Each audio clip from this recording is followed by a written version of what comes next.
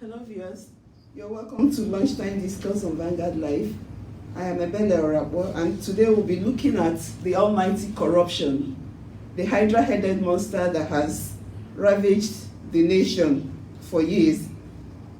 If we can remember, President Muhammadu Buhari came to power, riding on the mantra of war against corruption. He told us that if corruption doesn't kill Nigeria, Nigeria must kill corruption. So today we'll be looking at corruption and how far the government has gone in fighting corruption. And then we'll look at how corruption relates to the relationship between corruption and recession. Nigeria is going into recession now in less than 5 years. Corruption and insecurity and all that. So joining me from Yola via Zoom is Dr. Lionel von Frederick Rawlings, a forensic criminologist, former U.S. Marine, and the Assistant Vice President, Security and Safety Operations at the American University of Nigeria in Yola. So, Doctor, you're welcome. Good afternoon. Good afternoon. You're welcome. So, today we'll be talking about corruption. First of all, what is corruption? When we talk about corruption, the average man on the street, sees corruption as an official thing, where politicians, the leaders, steal from the people. That's what the average person knows as corruption. But what is really corruption? Good. It's a good question and a good way to begin the program, because you're absolutely correct. Everyone speaks about corruption, and that if you ask them to define corruption, they really do not have an academic or an intellectual answer to give you. So, there are several and many different ways to define corruption, but to put it in the layman terms so everyone can understand, it is any kind of criminal activity that is carried out by a group, an organization, or an individual who has been put in a position of power or authority, and he abuses that position for personal gain or for financial rewards, or to enrich himself, whether it's financial or in any other way or form. So essentially, anybody who is in a position of authority and power, who abuses that power for personal gain or for monetary, financial gain, is in a corrupt situation. Also, if you are contributing to that behavior, which meaning if you give money to a corrupt individual to give you some kind of benefit, or for you to receive some kind of personal gain or reward, you too are involved in corruption and corrupt activities. Okay, so from what you've said, it must be somebody in position of power. Yes. Is that right? Okay. And authority. Okay, thank you. So, what are the different types of corruption? Because I'm sure it's not just official corruption. There are several types of corruption. Corruptions vary. The types vary. Okay. And the list is very long.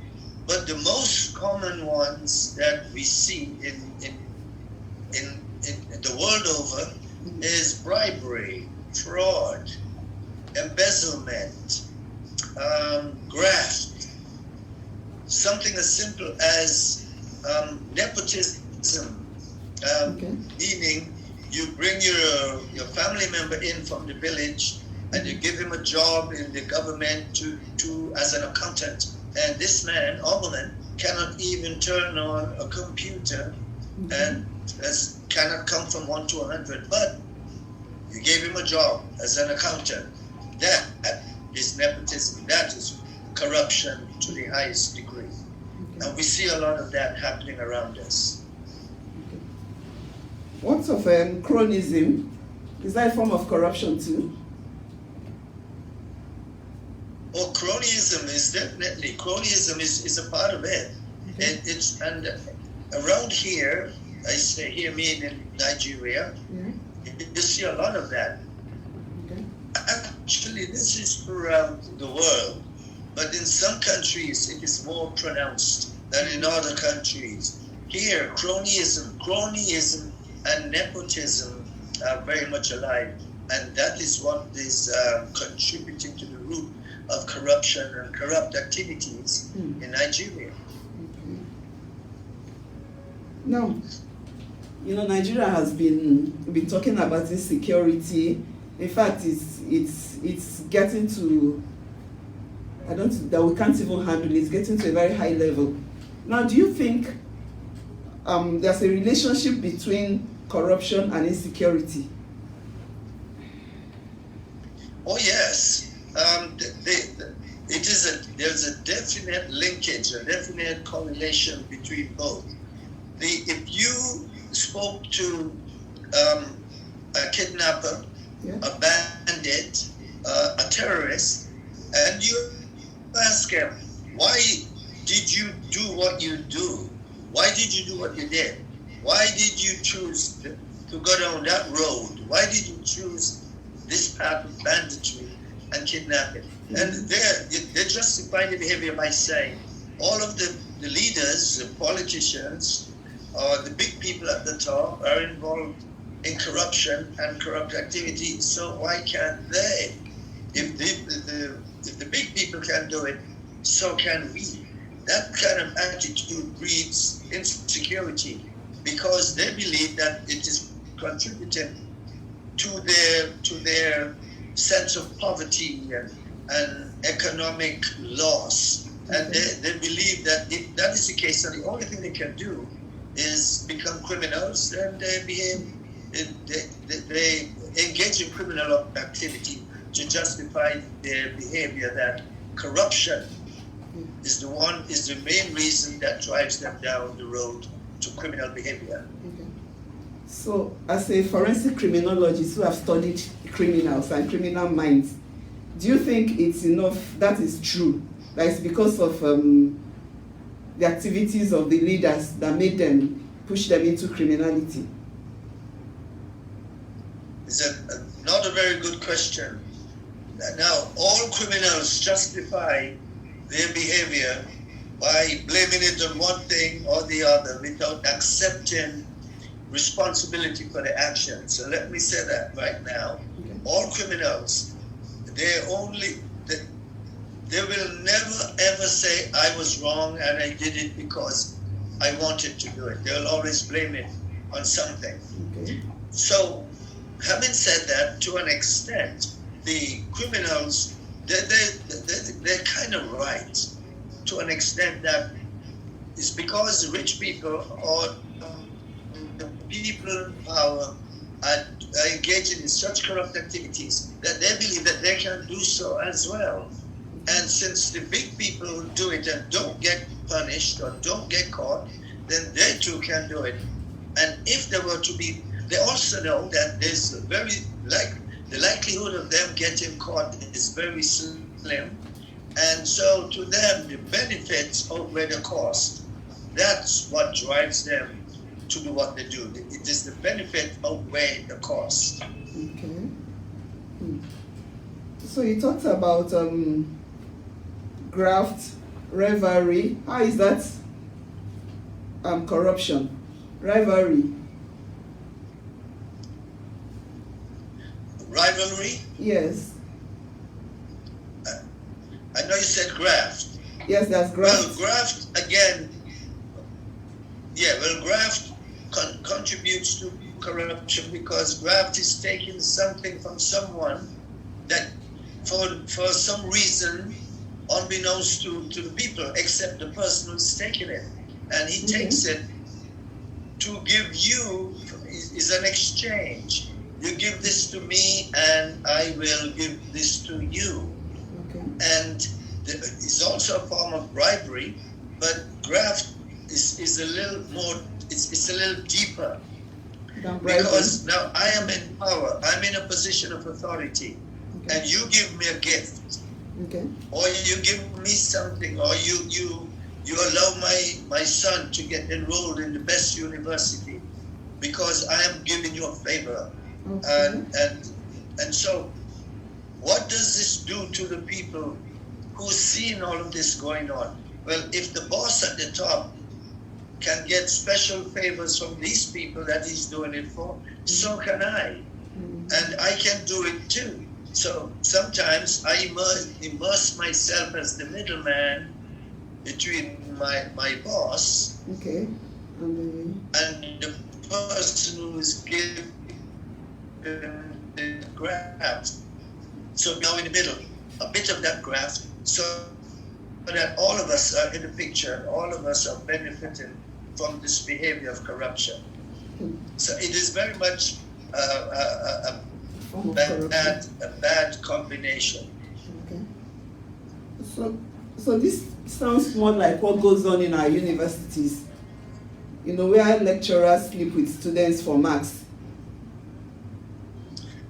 That's a form of corruption, right?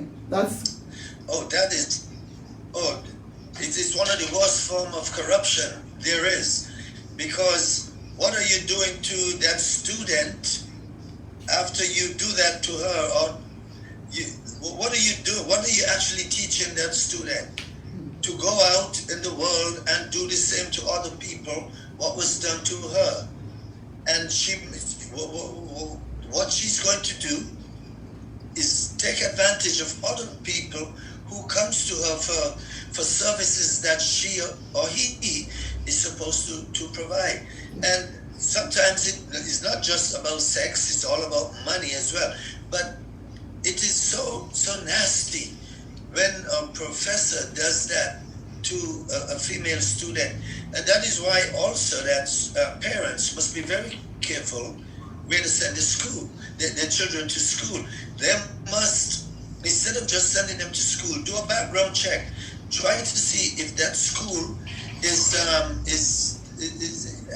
a history of professors taking advantage of students for sexual activities or for financial gain. And if it is a problem there, then it may happen to your daughter or your son. And you do not want your 18 or 17-year-old daughter going into a university to be abused sexually by a professor over grades. It is that, to me personally, I take that personally serious, and I think that should never be. That's one of the first things that should stamp out in corruption and corrupt activities. Thank you. Yeah, I've always said, sometimes when the way we handle armed robbers, when an armed robber is caught, or even a kidnapper, the way the state goes after them. Oh, you must jail them, you must kill them, you must do this. But actually, I see official corruption as worse than armed robbery. Do you agree with that? Because that's official corrupt leaders, when they steal, they're affecting the entire country, the entire population. But listen, there's a thing called regression analysis. And regression analysis clearly says that the more corruption there is, the less foreign direct investment there is. So when officials steal and put money in their pockets and do the things they do, they're hurting the country even more so than the bandits. They're hurting the country more so than the common thief and the robber. Because when the bandit steals, he just go home with the money. When officials do that, they do it with such impunity that it affects the country, it affects the economic development of the country. The economic development of the country suffers because no one is going to invest in a country where the corruption is so high. And also, to add to that, you get the uneven distribution of resources, so the people suffers. Not only do they suffer financially and economically, They suffer as a result of the unequal distribution of resources, the unequal distribution of wealth and salaries. They suffer because the schools suffer, the clinics, the medical and hospitals suffer, roads are not being well taken care of. That also affects the economics of the country. So when these individuals decide to involve themselves in criminal activities, the entire country suffers, more so than when criminals do it on their own. Okay. At least the criminals spend it in Nigeria. The rich people take it to France and Spain, the United States and Canada, the UK. Okay. At least the thieves spend it here in Nigeria. So they're better. All right. Not better. They're more helpful to us. Okay. Thank you. So, having worked in the U.S. criminal justice system, I know they have been corrupt. There's corruption everywhere. I know some people have been caught. How do they punish them? Because I guess they are not being punished in Nigeria. That's why it keeps going on. How do they punish them in the US when they are caught? We enforce the laws. Okay. We enforce the laws and we not only do we enforce, we strengthen the laws. Now, America at one point in time was just like the judicial system was just like here in Nigeria. They had a lot of problems. Justice was not being served, especially to the poor and to the black man. So at one point in time, things were bad. So what we did was we started to enforce the laws that brought up more transparency and more accountability. And the corrupt judges and magistrates and they started sending them to prison. And when they sent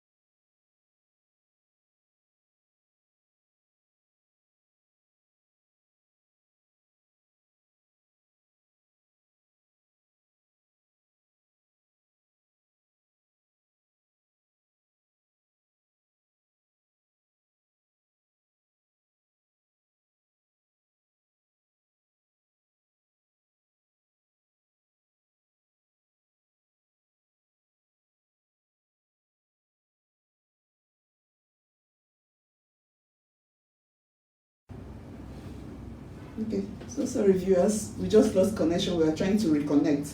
So far we've been talking to Dr. Lionel von Frederick Rawlings, a forensic criminologist. We've been dwelling on corruption, the hydra-headed monster. President Buhari told us that if we don't kill corruption, corruption will kill us, and that is the truth. But how far we're looking at what corruption is,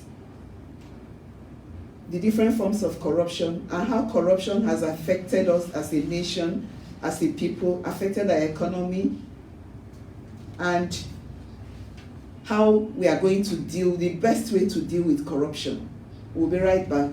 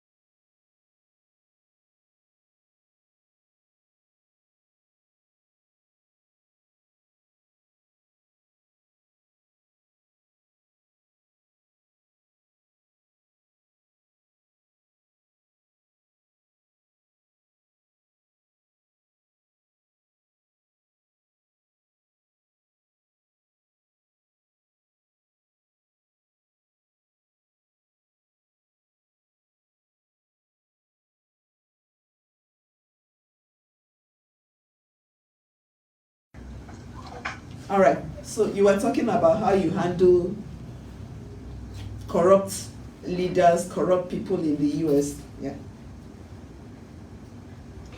Yes, I was saying that what we do is strengthen the laws. There was a time that the United States was very corrupt, and we had corrupt judges, magistrates, attorneys, attorney generals, and the way we did it was to enforce the laws that were already there, and we made sure that these people who were engaging in corrupt activities, not only did we send them to prison, even right now, our jails and prisons are filled with people from the judicial system. Really? Judges, magistrates, lawyers. Yes.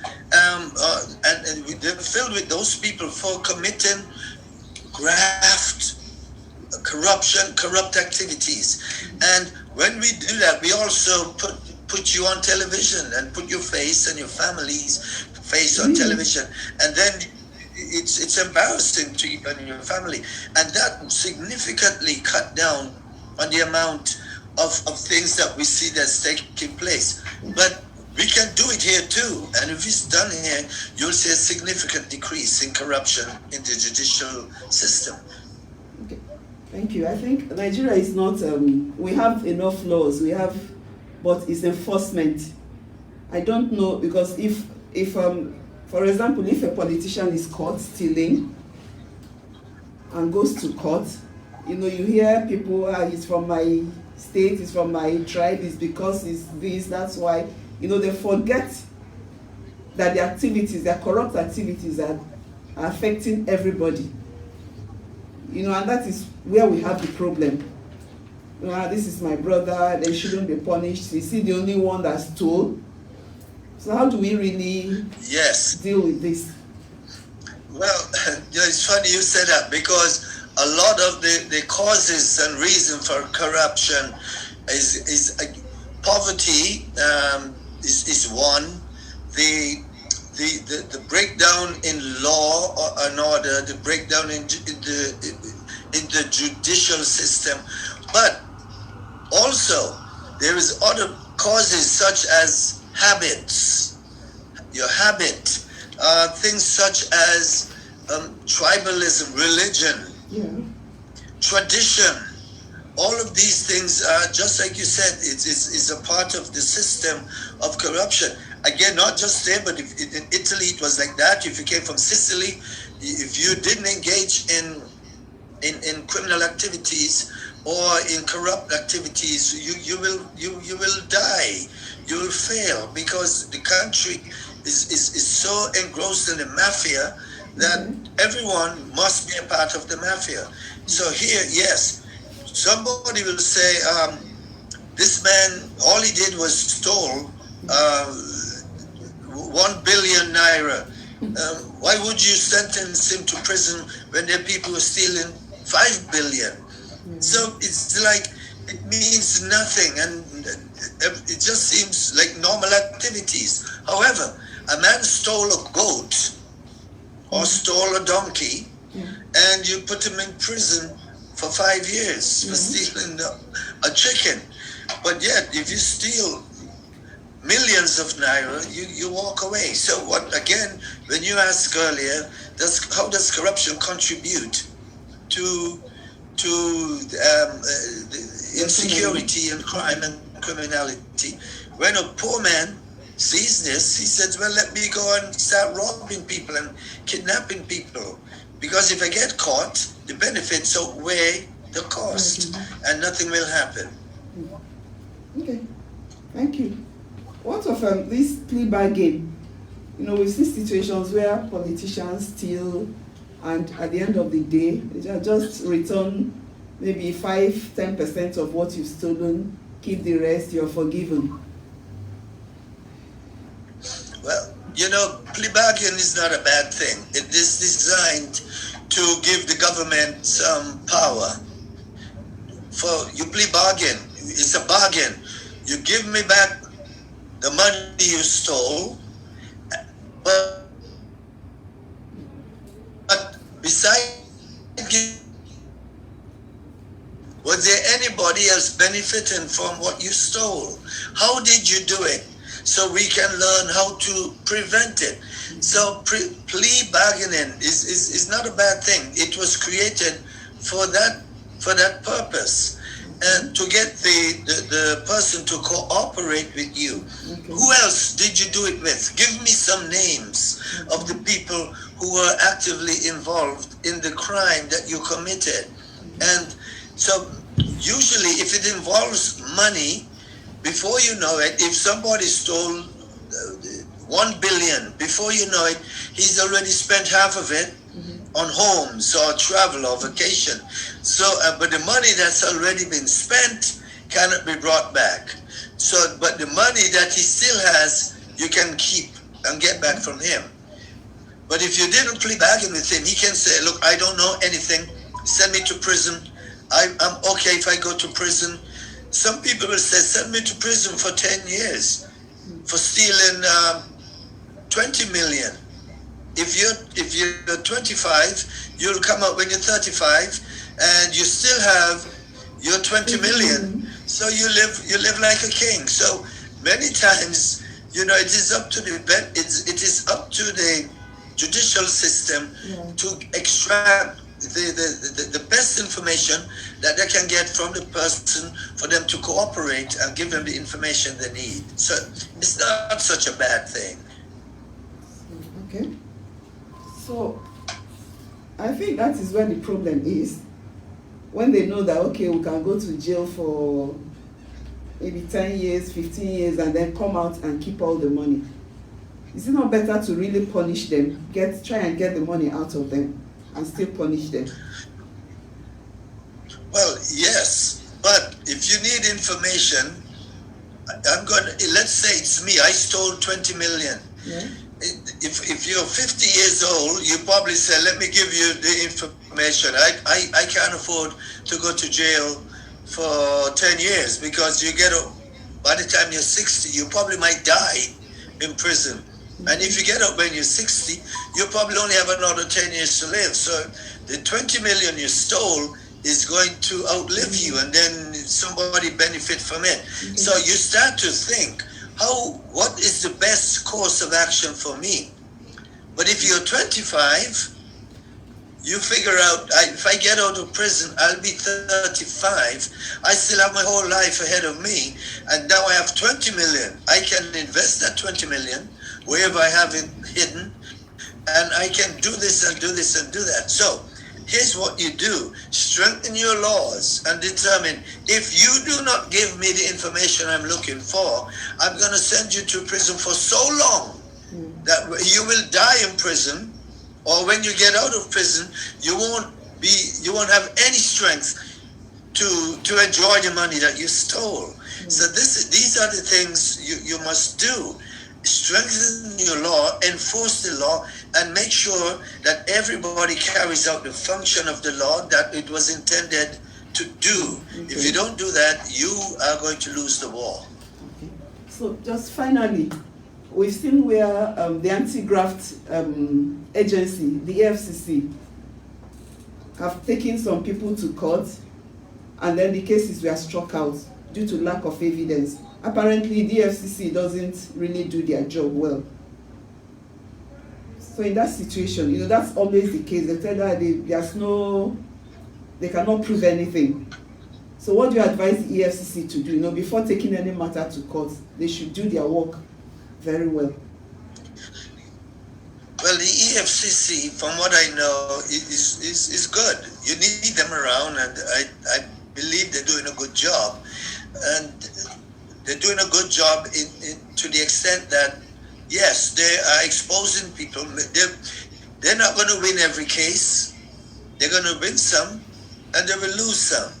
And sometimes people have the rush to justice before taking the matters and figuring it out quickly.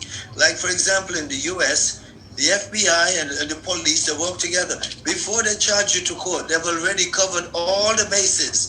They already know every point. They already know where the case is weak and where the case is strong. and they collaborate together to strengthen the parts that are weak. Maybe they should start to do that here. And but I do think that they're doing well. They're doing okay. Even if they lose the case, at least they were able to embarrass certain people who have been stealing. And in doing so, they are learning along the way. Maybe they just need to, instead of rush into justice, stop and evaluate where your weaknesses are and where the strengths of your cases are. Because you have some very good lawyers here too. The lawyers in Nigeria are very good at what they do. And when they get you in court, they can dismantle your case in a heartbeat. So they can deconstruct and reconstruct your case in favor of their client. So they just have to be well advised by their legal advisors into how to go forth and make the case strong and viable so they can get a conviction. Okay. Thank you very much, sir.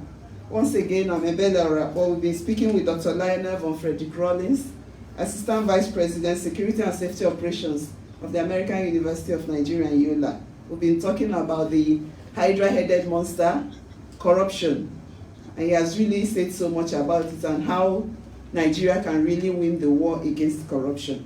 Thank you so much, Doctor. You can follow us on our social media and those showing on your screen, and also visit our website, www.vanguardngr.com. Thank you very much, and see you next week.